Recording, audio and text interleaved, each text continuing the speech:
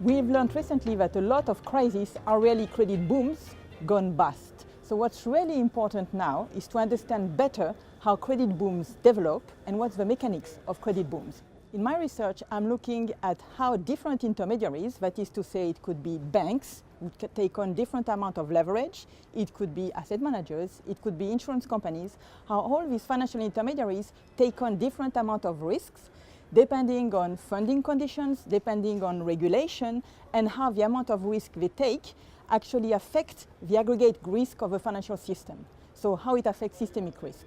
This is a very important issue because we now have authorities, which are called macroprudential authorities, who are trying to get at that, who are trying to limit systemic risk. But in order for these authorities to do their job properly, we need to understand the dynamics of risk in the financial system.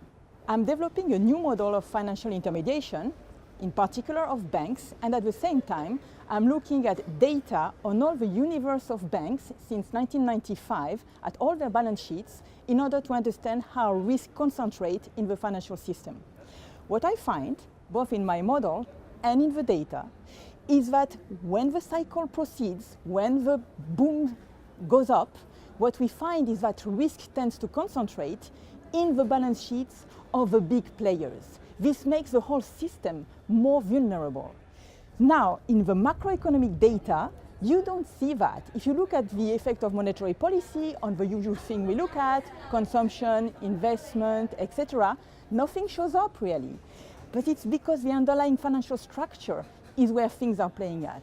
The takeaway is, if we want to avoid financial crisis, we need to look beyond the usual indicators that central banks focus on for monetary policy, such as GDP, such as inflation, but we should really be paying attention at the dynamics of banks' balance sheet.